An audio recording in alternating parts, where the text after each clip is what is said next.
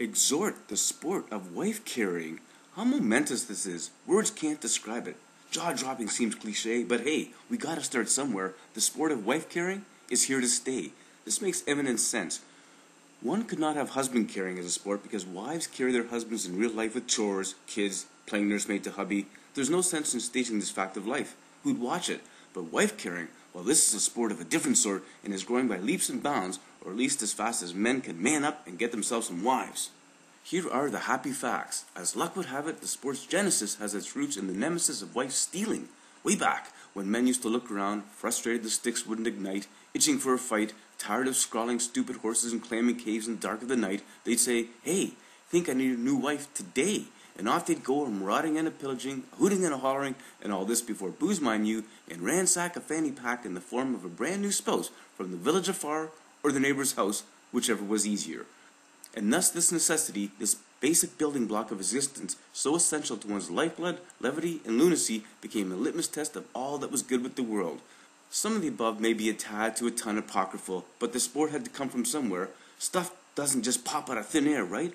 As it turns out, the land of hot air saunas and cold air masses, Finland, with a rogue named Ronkainen the Robber, is credited with discovering and delivering this dynamic, not-to-be-topped pastime of today. The rules are, like in any real marriage, hazy, subject to change willy-nilly, and open to interpretation and deliberation, but this much seems clear.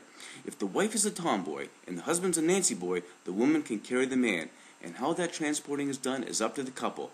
Piggyback and the fireman's lift are common, but the best means to portage the better half, experts say, is by means of the Estonian lift. Estonia was known, along with Latvia and Lithuania, for creating the Baltic Way, a human chain of 2 million people that publicized their want to escape the claws of the great, grumpy, grabby bear, the old USSR. But this Estonian lift forever etches Estonia on the marital, earth-shattering, global events map. The Estonian lift works like this. Have the wife wrap her arms around hubby's waist. Let's hope the hubby isn't a fatty, but if he is, hey, they probably aren't racing anyway, so let's continue. Then, somehow or other, make the little woman's legs wind around the shoulders and the head of the beleaguered, besieged man. Think of 69 without the sex, one would guess. And so on they go, these duos, carrying themselves into bursts of dirt over mountains of madness and streams of sadness. These are married couples imitating life, after all, and the winners get, well, if the event was the North American Wife Carrying Championships, for all their troubles and travails, some beer and cash. For those that haven't left this article to practice up, the 2011 winners were Rocco Andriozzi and Kim Wasco in a mind-numbing, mind-aren't-we humming time of 49.64 seconds. No slumming from this main couple, huh? Want to see the 8th October 2011 spectacle? Here it is, the 12th annual at that, from Sunday River Ski Resort in Newry, Maine. Comments like "she loves you" can be heard as man carries mate through mud-water trenches. If motivated, and the load be not too heavy, a man can run faster than a trot, but not often. Brains, if the woman has one, must be protected by a helmet. Oh, this just in. The Estonian lift has the woman's head at the rear of the man, not the front. Think of not the 69 without the sex, just think of the Estonian lift. It's easier, cleaner.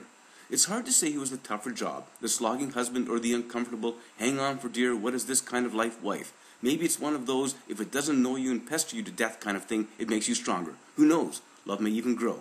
Befitting a highly technical sport, there are rules. The wife must not be a waif weighing less than 107.8 pounds. If she does, the powers that oversee these exhibitions of marital fidelity fitness laden the pair with a bag of lead. Something heavy anyway. Another rule is that the contestants enjoy themselves. This is superfluous. Any couple that likes carrying the other uphill and down dale probably gets excited watching paint dry. For sure they're going to like this escapade charade. With video games, Facebook, secret chat rooms, hatred, puppy, even those infernal kids taking precious time from spousal togetherness, it's lovely that wife carrying can bring Jack and Jill back together again. Too often enemy and rampant individuality replace commonality and frivolity. This sport, this event, this way of life, this means to live, counterbalances all bothersome, unneeded diversions and acts as the glue that can keep any two together until death do them part or until the sport of wife throwing is invented.